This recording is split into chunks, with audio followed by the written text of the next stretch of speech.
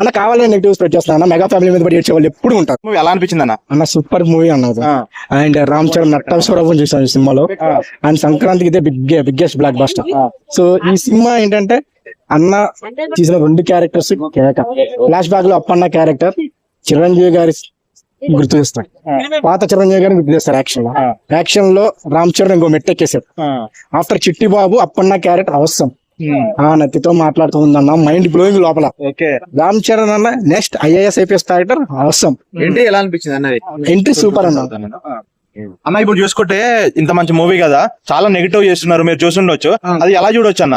అన్న కావాలని negative spread చేస్తున్నా మెగా ఫ్యామిలీ మీద పడి ఏడ్చే వాళ్ళు ఎప్పుడు ఉంటారు. ఆ ఫ్యామిలీ ఎంత ఏడ్చినా అది ఎదుగుతూనే ఉంటది. వాళ్ళు ఎదుగుదల ఆపలేరు. చరణ్ ఆపలేరు, పవన్ కళ్యాణ్ ఆపలేదు, చిరంజీవి గారిని ఆపలేదు, అల్లు అర్జున్ గారిని కూడా ఆపలేరు. వాళ్ళంతా ఒకటే. There are super. All are comes under mega family. Allu Arjun అయినా రామ్ చరణ్ అయినా అందరూ ఒకటే. మాకు అందరూ కావాలి. సూపర్ మూవీ అన్న, సూపర్ మూవీ. నేను ఇది సెకండ్ టైం ఆనెస్ట్ గా చెప్తున్నా, నేను సెకండ్ టైం చూస్తున్నా మూవీ.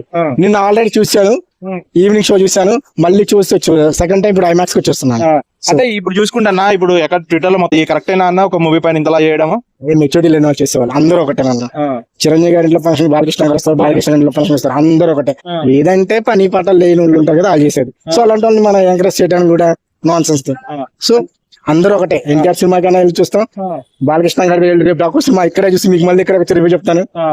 వెంకటేష్ గారి సినిమా చూస్తాం, అందరూ ఒకటే. సంక్రాంతి అందరూ బాగుండాలి, అంతా బాగుండాలి. ఒక మంచి మూవీ నెగిటివ్ ట్వీట్ లేదు సార్ నిన్న, అది ఎంతవరకు కరెక్ట్? ఒక మంచి మూవీకి మరి ఇంత నెగిటివిటీ అవసరం? ఈ మూవీకి నెగిటివిటీ కావాలని స్ప్రెడ్ చేస్తున్నారు వాళ్ళు, మనం ఏం చేయలేము. సో మనం వదిలేయటమే. సినిమా బాగుంటది.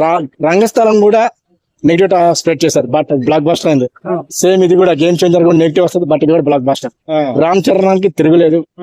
అందరు హీరో సినిమాలు బాగుంటాయి, సంక్రాంతికి అందరూ చూడొచ్చు.